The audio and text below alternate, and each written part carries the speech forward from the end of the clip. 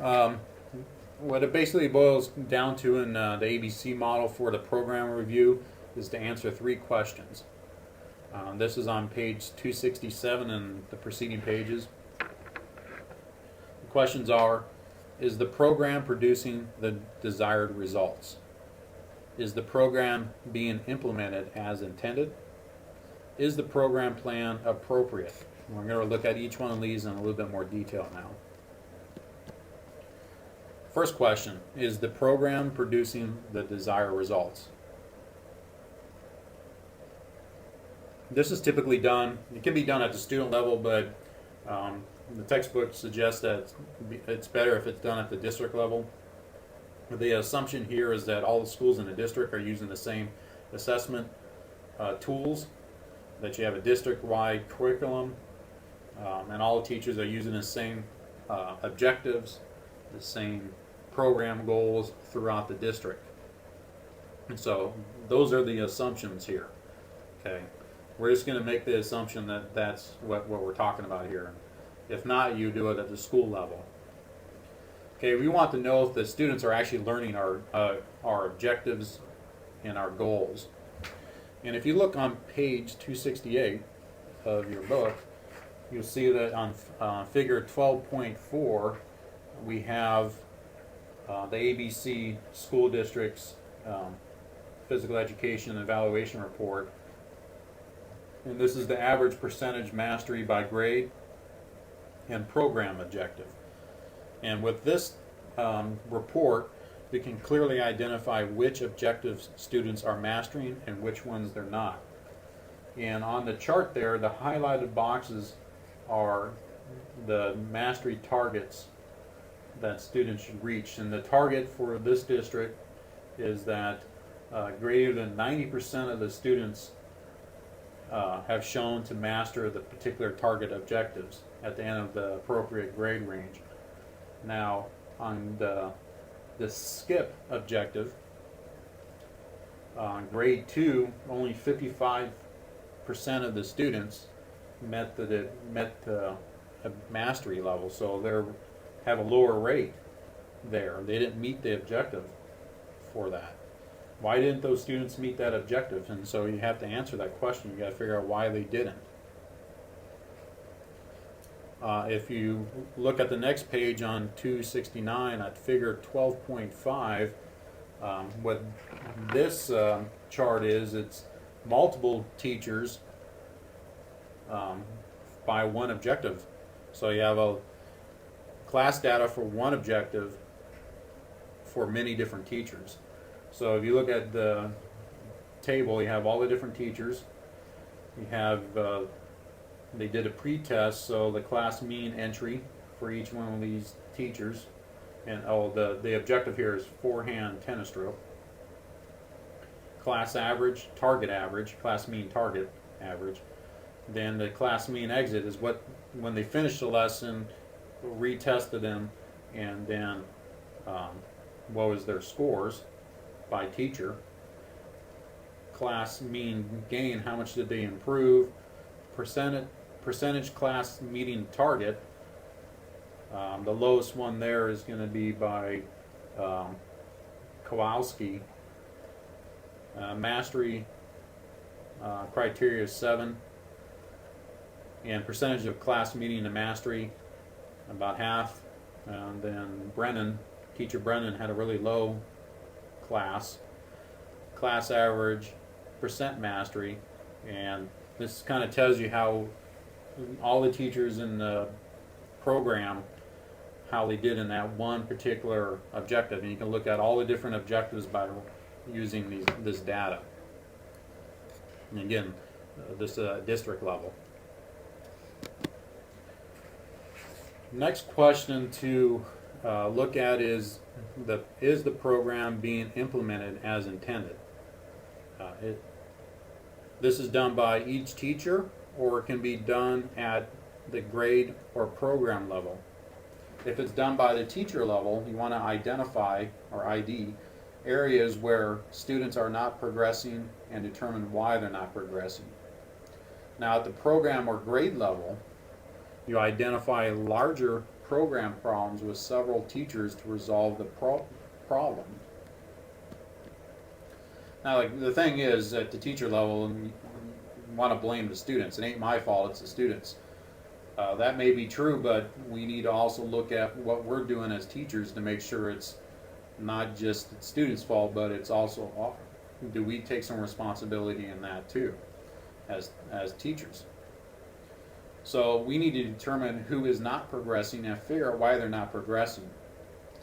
Now on page 266, you'll see figure 12.2. We need to review the class evaluation report and analyze what the data says. And so if you look at this objective, this is a grade report for the different objectives, and the one we want to point out that the textbook points out is the tennis serve. If you look at that one, has the lowest percentage of class meeting the target at a little over 78%, and the percentage of class meeting the mastery only at 60%. And so, for whatever reason, the tennis serve had the lowest score in that class. So you got to figure out how that can be fixed, and what was going on there. Then what you want to do is go back a couple pages to page 264 to figure 12.1, and that's the actual grading sheet for the tennis overhead serve, which is the lower one for in the table or the figure 12.2 of the tennis serve, and figure out which you can learn, review the student assessment, and see if you can figure out what the problem was. Sometimes it might be helpful to be journaling during the school year so you can remember things, so at the end of the year you can review all the material. The point again is to figure out what happened, why the students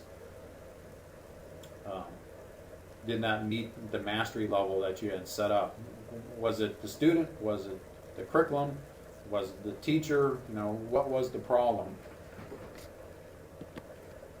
And our last question that we want to answer is the program plan appropriate? Is our curriculum good? Does it work? This is done as a program review committee. You can have all the teachers or just a representation of the teachers in the program. Again, is the program working? That's what we're really asking here. Critical thing is we want to use data. We don't want to just use our opinions. We want to use hard data, the data that shows us the big picture. The big picture is is it working? Now with computers, a lot of stuff can be done on computers, and so we really can do a lot of this stuff with Excel and some other spreadsheets. And some people are just gifted with a lot of stuff, so allow those people who have the strengths and the gifts in these type of areas to allow them to do that, because that's what they're good at. Now if you look at page 273, figure 12.7, this is data of how all students in 8th grade performed on the objectives. And so this gives us a whole bunch of good data to tell us how all the students in that 8th grade, which in this one there's 232 students, all the teachers, so this is all the teachers' data pushed into one worksheet, and it gives us our pre-measures on a class mean entry, class target, where we want them on all these different objectives, the exit, the post-assessment, how much they gained, what percentage of class met the targets for the 8th grade class. Most of them, the lowest score was a 96.61 in the knowledge of rules test, mastery criteria, and they give the criteria and how much percentage of the students made that criteria, and the lower one again is the knowledge of rules test, and the average class average percentage mastery, and again that one's the lowest one. So we probably need to spend more time on the cognitive end of things, in our classes. I mean, we're not doing as much teaching on the rules as we should. Another thing I think it's kind of helpful is the end of instruction objective evaluation worksheets, and that's on page 275. It's a nice worksheet. You have each teacher for each objective fill out the worksheet, and it gives you some more, it's called qualitative data, which is not numbers, it's words to help you understand what's working, what's not working from the teacher's viewpoint, to get more feedback, to make recommendations for improvement, what things work, what didn't work, and all those type of things. The critical thing here is the program review data should be reported annually. Should be done every single year after this school year is done. You need to document your needs, record any changes that you made or will make, what kind of improvements can you make, report your successes, partial successes, and always you want to justify your program. Who knows, one day it just may save your job. If they want to cut your program because we don't have the money for it, you can show the success of your program over the years. And the other thing, it's always nice to have, if students have positive things to say about your program, those are always nice to have in those reports also. This portion of the podcast is done. I have another part 2 of this podcast that will discuss what you actually need to turn in for your curriculum development project.